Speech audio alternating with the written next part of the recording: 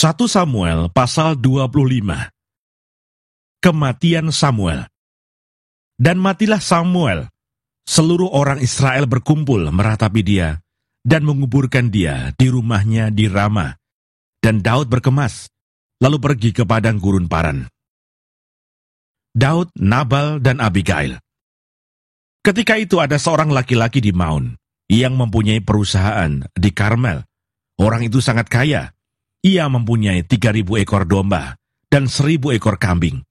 Ia ada di Karmel pada pengguntingan bulu domba-dombanya. Nama orang itu Nabal dan nama istrinya Abigail. Perempuan itu bijak dan cantik, tetapi laki-laki itu kasar dan jahat kelakuannya. Ia seorang keturunan Kaleb.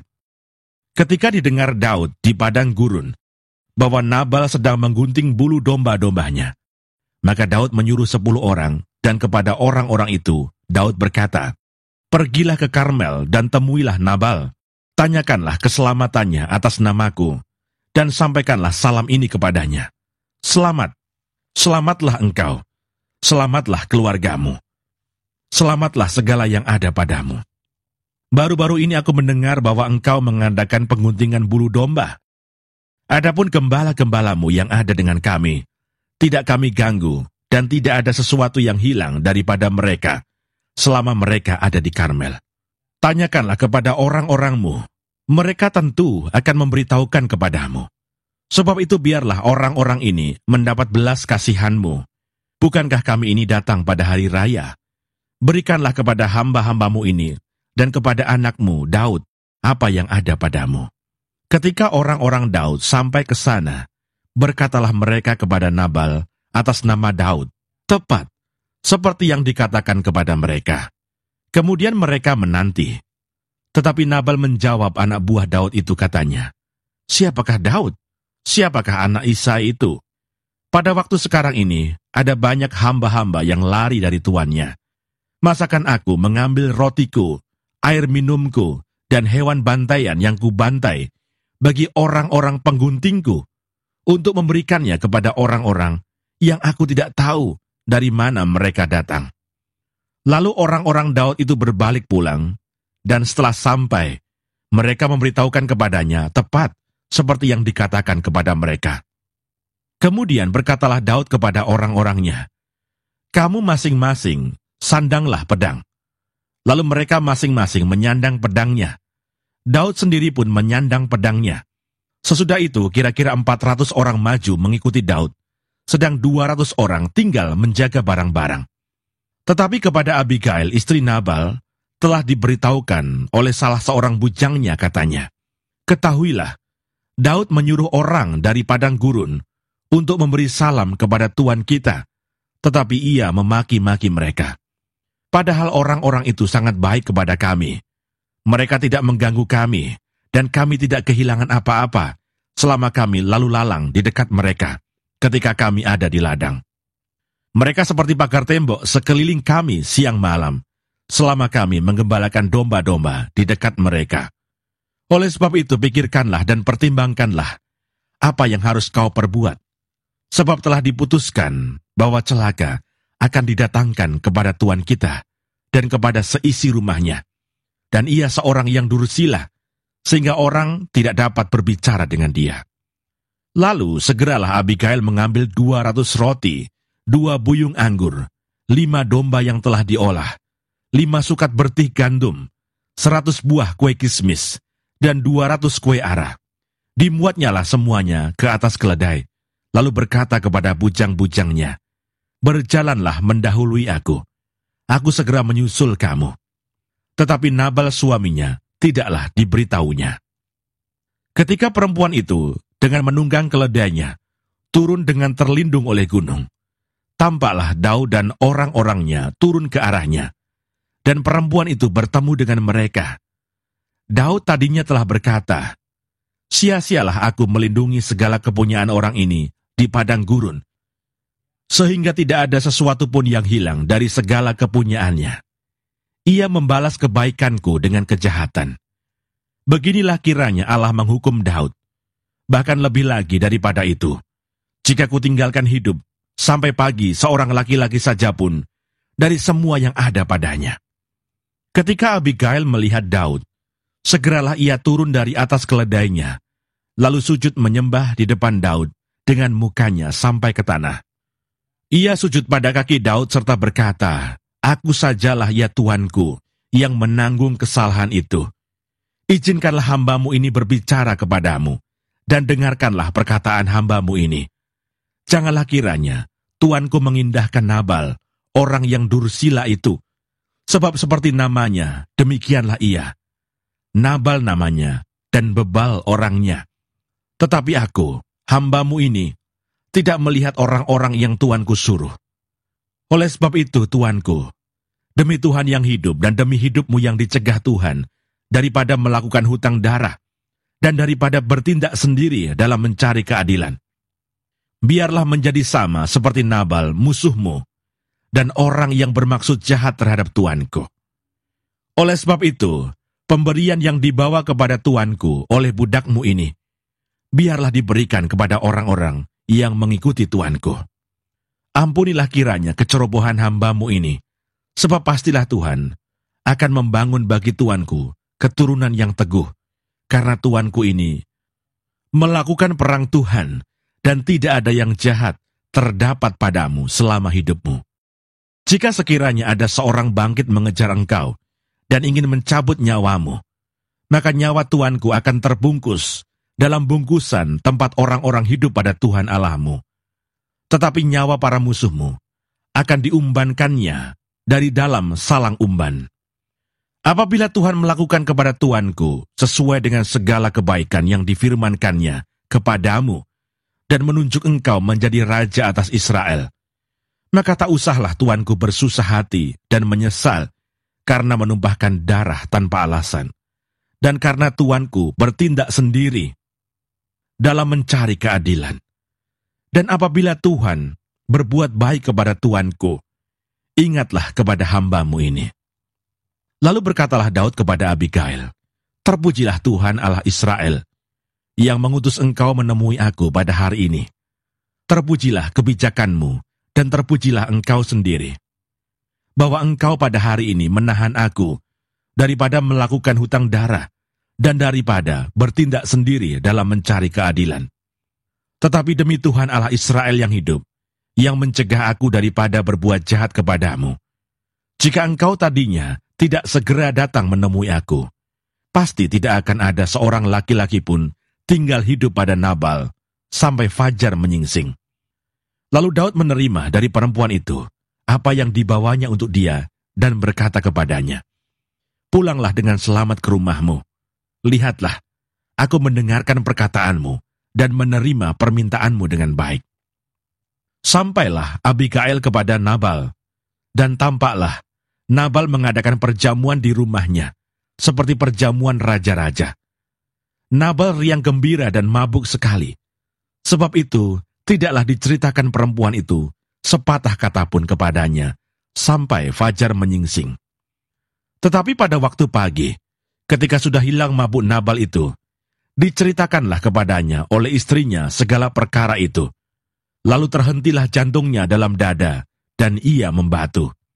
Dan kira-kira 10 hari sesudah itu, Tuhan memukul Nabal, sehingga ia mati. Ketika didengar Daud bahwa Nabal telah mati, berkatalah ia, "Terpujilah Tuhan yang membela aku dalam perkara penghinaan Nabal terhadap aku, dan yang mencegah hambanya daripada berbuat jahat. Tuhan telah membalikkan kejahatan Nabal ke atas kepalanya sendiri." Kemudian Daud menyuruh orang untuk berbicara dengan Abigail tentang mengambil dia menjadi istrinya. Para hamba Daud datang kepada Abigail di Karmel dan berkata kepadanya demikian, "Daud menyuruh kami kepadamu untuk mengambil engkau menjadi istrinya." Lalu bangkitlah perempuan itu berdiri. Sujudlah ia menyembah dengan mukanya ke tanah sambil berkata, "Sesungguhnya hambamu ini ingin menjadi budak yang membasuh kaki para hamba tuanku itu." Kemudian berkemaslah Abigail dengan segera. Ia menunggang keledainya dengan diiringi 5 orang pelayan perempuan. Ia mengikuti suruhan Daud itu dan menjadi istri Daud. Juga Ahinoam dari Yisrael telah diambil Daud menjadi istrinya. Kedua perempuan itu menjadi istrinya, tetapi Saul telah memberikan Mikal, anaknya perempuan, istri Daud, kepada Palti bin Lais, yang dari Galim itu. 1 Samuel pasal 26. Untuk kedua kalinya, Daud membiarkan Saul hidup. Datanglah orang Sif kepada Saul di Gibea serta berkata, Daud menyembunyikan diri di bukit Hakila, di padang belantara. Lalu berkemaslah Saul dan turun ke padang gurun Sif dengan 3.000 orang yang terpilih dari orang Israel untuk mencari Daud di padang gurun Sif. Berkemahlah Saul di bukit Hakila yang di tepi jalan di padang gurun. Ketika diketahui Daud bahwa Saul datang mengikuti dia ke padang gurun, disuruhnyalah pengintai-pengintai. Maka diketahuinyalah bahwa Saul benar-benar datang. Berkemaslah Daud, lalu sampai ke tempat Saul berkemah. Waktu Daud melihat tempat Saul berbaring dengan Abner bin Ner, panglima tentaranya, Saul berbaring di tengah-tengah perkemahan, sedang rakyat berkemah sekelilingnya. Berbicaralah Daud kepada Ahimelech, orang Het itu, dan kepada Abisai, orang Seruya, saudara Yoab. Katanya, siapa turun bersama-sama dengan aku kepada Saul ke tempat perkemahan itu? Jawab Abisai, aku turun bersama-sama dengan engkau. Datanglah Daud dengan Abisai kepada rakyat itu pada waktu malam, dan tampaklah di sana Saul berbaring tidur di tengah-tengah perkemahan, dengan tombaknya terpancung di tanah pada sebelah kepalanya. Sedang Abner dan rakyat itu berbaring sekelilingnya. Lalu berkatalah Abisai kepada Daud, pada hari ini Allah telah menyerahkan musuhmu ke dalam tanganmu. Oleh sebab itu izinkanlah kiranya aku menancapkan dia ke tanah dengan tombak ini. Dengan satu tikaman saja, tidak usah dia kutancapkan 2 kali. Tetapi kata Daud kepada Abisai, jangan musnahkan dia, sebab siapakah yang dapat menjamah orang-orang yang diurapi Tuhan dan bebas dari hukuman? Lagi kata Daud, demi Tuhan yang hidup, niscaya Tuhan akan membunuh dia. Entah karena sampai ajalnya dan ia mati, entah karena ia pergi berperang dan hilang lenyap di sana. Kiranya Tuhan menjauhkan daripadaku untuk menjamah orang yang diurapi Tuhan. Ambillah sekarang tombak yang ada di sebelah kepalanya dan kendi itu, dan marilah kita pergi. Kemudian Daud mengambil tombak dan kendi itu dari sebelah kepala Saul, lalu mereka pergi. Tidak ada yang melihatnya, tidak ada yang mengetahuinya, tidak ada yang terbangun, sebab sekaliannya tidur, karena Tuhan membuat mereka tidur nyenyak. Setelah Daud sampai ke seberang, berdirilah ia jauh-jauh di puncak gunung, sehingga ada jarak yang besar antara mereka. Dan berserulah Daud kepada tentara itu, dan kepada Abner bin Ner katanya, tidakkah engkau menjawab Abner? Maka jawab Abner katanya, siapakah engkau ini yang berseru-seru kepada raja? Kemudian berkatalah Daud kepada Abner, apakah engkau ini bukan laki-laki? Siapakah yang seperti engkau di antara orang Israel? Mengapa engkau tidak mengawal tuanmu raja? Sebab ada seorang dari rakyat yang datang untuk memusnahkan raja, tuanmu itu. Tidak baik hal yang kau perbuat itu. Demi Tuhan yang hidup, kamu ini harus mati, karena kamu tidak mengawal tuanmu, orang yang diurapi Tuhan itu. Sekarang lihatlah di mana tombak raja dan kendi yang ada di sebelah kepalanya. Saul mengenal suara Daud, lalu ia berkata, suaramukah itu anakku Daud? Jawab Daud, suaraku tuanku raja. Lalu berkatalah ia, mengapa pula tuanku mengejar hambanya ini? Apa yang telah kuperbuat? Apakah kejahatan yang melekat pada tanganku? Oleh sebab itu, kiranya tuanku raja mendengarkan perkataan hambanya ini. Jika Tuhan yang membujuk engkau melawan aku, maka biarlah ia mencium bau korban persembahan. Tetapi jika itu anak-anak manusia, terkutuklah mereka di hadapan Tuhan, karena mereka sekarang mengusir aku, sehingga aku tidak mendapat bagian daripada milik Tuhan dengan berkata, pergilah, beribadahlah kepada Allah lain. Sebab itu janganlah kiranya darahku tertumpah ke tanah, jauh dari hadapan Tuhan. Sebab Raja Israel keluar untuk mencabut nyawaku, seperti orang memburu seekor ayam hutan di gunung-gunung. Lalu berkatalah Saul, Aku telah berbuat dosa, pulanglah anakku Daud, sebab aku tidak akan berbuat jahat lagi kepadamu. Karena nyawaku pada hari ini berharga di matamu. Sesungguhnya perbuatanku itu bodoh, dan aku sesat sama sekali. Tetapi Daud menjawab, inilah tombak itu ya Tuanku Raja. Baiklah salah seorang dari orang-orangmu menyeberang untuk mengambilnya. Tuhan akan membalas kebenaran dan kesetiaan setiap orang, sebab Tuhan menyerahkan engkau pada hari ini ke dalam tanganku. Tetapi aku tidak mau menjamah orang yang diurapi Tuhan. Dan sesungguhnya, seperti nyawamu pada hari ini berharga di mataku, demikianlah hendaknya nyawaku berharga di mata Tuhan, dan hendaknya ia melepaskan aku dari segala kesusahan. Lalu berkatalah Saul kepada Daud, diberkatilah kiranya engkau, anakku Daud. Apa jua pun yang kau perbuat, pastilah engkau sanggup melakukannya. Lalu pergilah Daud, meneruskan perjalanannya, dan pulanglah Saul ke tempatnya. 1 Samuel pasal 27. Daud di antara orang Filistin. Tetapi Daud berpikir dalam hatinya, bagaimanapun juga, pada suatu hari, aku akan binasa oleh tangan Saul. Jadi tidak ada yang lebih baik bagiku, selain meluputkan diri dengan segera ke negeri orang Filistin. Maka tidak ada harapan bagi Saul untuk mencari aku lagi di seluruh daerah Israel, dan aku akan terluput dari tangannya. Bersiaplah Daud, lalu berjalan ke sana, ia dan ke-600 orang yang bersama-sama dengan dia itu, kepada Akis bin Mauh, raja kota Gad. Daud dan semua orangnya menetap pada Akis di Gad, masing-masing dengan rumah tangganya. Daud dengan kedua orang istrinya, yakni Ahinoam perempuan Yisrael, dan Abigail, bekas istri Nabal, perempuan Karmel. Setelah diberitahukan kepada Saul bahwa Daud telah melarikan diri ke Gad, ia tidak lagi mencarinya. Berkatalah Daud kepada Akis, jika kiranya aku mendapat belas kasihanmu, biarlah diberikan kepadaku tempat di salah satu kota di tanah datar, supaya aku tinggal di sana. Mengapa hambamu ini tinggal padamu di kota kerajaan ini? Maka pada hari itu, Akis memberikan Siklak kepadanya. Itulah sebabnya Siklak menjadi kepunyaan raja-raja Yehuda sampai sekarang. Dan lamanya Daud tinggal di daerah orang Filistin adalah 1 tahun 4 bulan. Maka Daud dan orang-orangnya bergerak maju dan menyerbu orang Gesur, orang Girsi, dan orang Amalek.